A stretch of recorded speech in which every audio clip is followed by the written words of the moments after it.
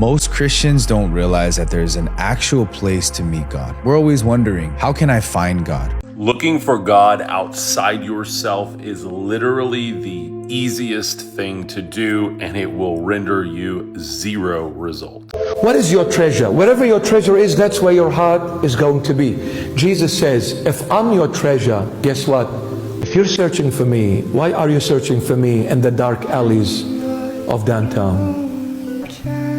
What if the greatest obstacle between you and God isn't sin, but where you've been looking for Him?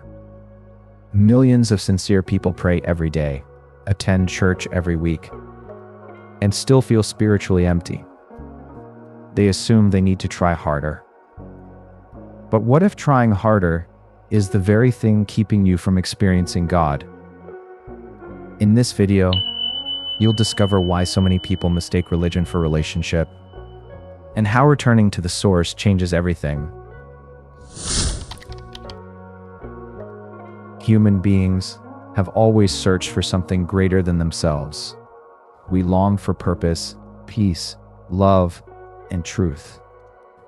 That longing often leads us toward God. So we attend services faithfully. We memorize verses. We listen to sermons. We join ministries. We read books about spirituality. We travel long distances to hear famous preachers or attend powerful conferences. None of these things are wrong. They can encourage, teach, and strengthen us. But somewhere along the journey, many people begin depending on these activities instead of developing a genuine relationship with God. Religion becomes routine. Prayer becomes repetition. Worship becomes performance. And slowly, the heart grows empty while the schedule grows full. That's why so many people can spend years inside religious communities and still feel anxious, bitter, fearful, or lost. External activity can never replace internal transformation. Modern culture often treats faith like a transaction. If I do enough good things, God will bless me. If I pray long enough, my problems will disappear. If I attend every service, I'll finally have peace. But peace cannot be earned. It begins with surrender. Many people know about God. Far fewer truly know Him. Knowing facts about God is different from walking with Him daily. You can quote scripture and still struggle with unforgiveness. You can sing worship songs while carrying hatred. You can appear deeply spiritual while secretly feeling disconnected inside.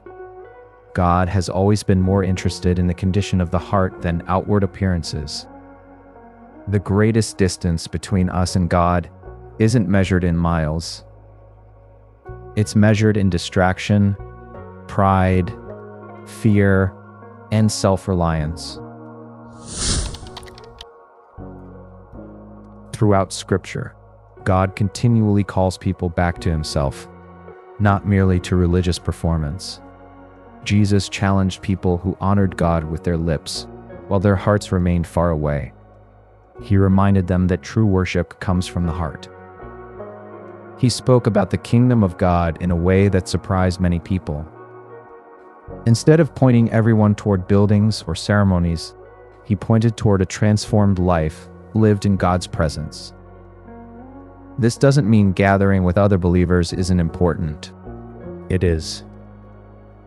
But gathering should strengthen your relationship with God, not replace it. Church can guide you. Teachers can encourage you. Books can inspire you. But none of them can take the place of your personal relationship with your Creator. Only God can satisfy the deepest hunger of the soul. First, slow down. Our world is louder than ever. Phones buzz constantly. Social media competes for our attention. News fills us with fear. Our minds rarely experience silence. Yet God often speaks in quiet moments. Make room for stillness. Second, be honest with God.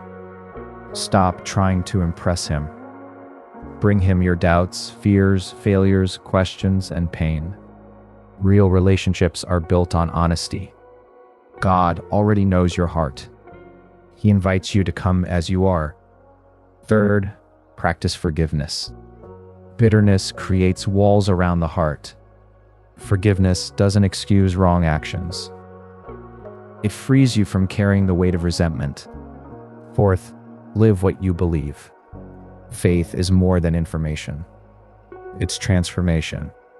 Every act of kindness, every choice to love, every moment of integrity. These become expressions of God's presence working within you. Returning to the source is less about escaping the world and more about allowing God to transform you while living in it. When your relationship with God becomes personal instead of merely religious, something remarkable begins to happen. You stop chasing approval. You stop comparing yourself with everyone else. You discover peace that doesn't depend on circumstances. You learn that joy isn't the absence of problems. It's the presence of God in the middle of them. You begin loving people more deeply. You become slower to judge, quicker to forgive, more patient, more compassionate. Your faith becomes something you live, not something you simply talk about. And that's where true freedom begins. If this message challenged or encouraged you, share it with someone who may also be searching. And remember this: sometimes the greatest discovery isn't finding God. It's realizing that He was never far away.